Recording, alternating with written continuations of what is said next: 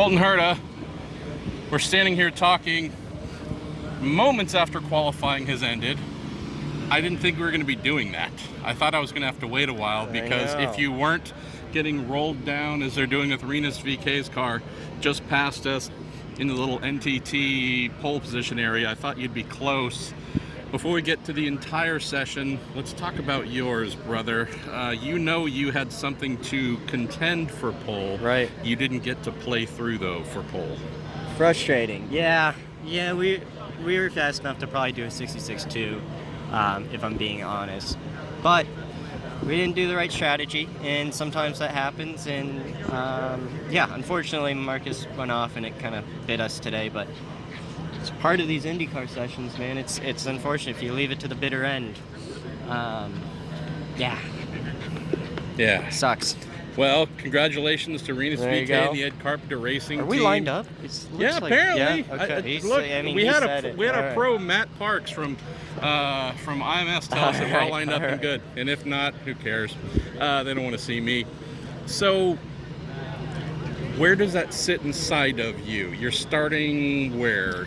10th, I think. I'm not sure. Something like that. Yeah. Not the worst. Yeah. You're good at passing people. That's one of the reasons they pay you money to be a race car driver. But you prefer to not have to pass that many. What comes to mind on starting 10th? Good, bad, workable? It's better than 11th. All right. Yeah, he's good with numbers. Yeah, it's a difficult one because starting on the outside here can lead to just getting shoved right off in this turn one, which happens quite often on starts. So I have to be aware of that, but we'll see. If the forecast looks like it's going to rain in the morning. Who knows how long and if it's going to be all day. Yeah. It also says thunderstorms, which we hope doesn't happen so we can race. But I wouldn't, if I was starting on pole, I probably wouldn't really want there to be rain, but now starting 10th, to be honest, I don't see me passing 9 cars in the dry tomorrow. I think it's too big of an ask at Barber, but you never know.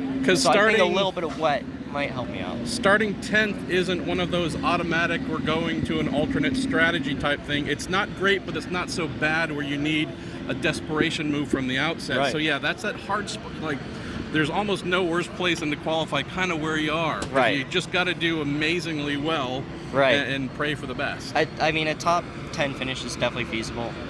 Even a podium, a win is going to be very difficult from 10th.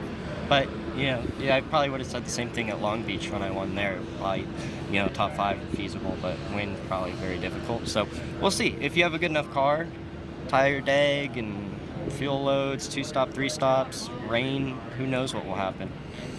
Let's talk tires for a moment. Heard some similar comments and opposing comments about what do we want to use in the race. Have heard maybe more drivers say, I don't know how long we want to spend on red. Seems like it's going to be more of a primary race than an alternate. Right. What's your take? It's difficult to say. Obviously, it's after qualifying, so we have the warm-up today after this. And so I think I'll get a better read. My initial reaction is probably to agree with those people and stay on the blacks, but I still don't quite know. Okay. Why don't we wrap with this?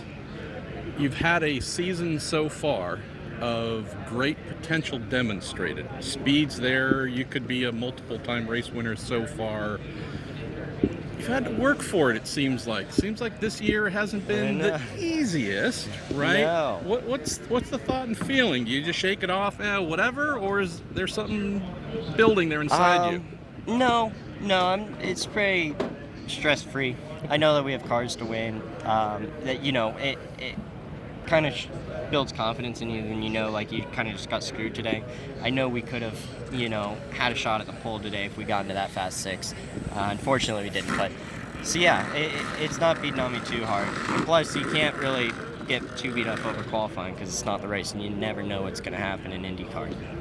You never know. That's why we keep coming back and doing this. Colton Herta, he's got a little bit of work to do tomorrow. Rinus VK and his family, look at that. That is a smiling, happy family, as they should be. And seriously, congratulations to the Ed Carpenter team. Great job. Very good job. We'll be doing this tomorrow. I don't know if we're going to be using an umbrella. I don't know if we're going to be swimming down pit lane. Who knows what's going to happen. I don't know what we're going to be doing, but Got another hamburger and taco show in the books, and we'll speak to you here on Sunday.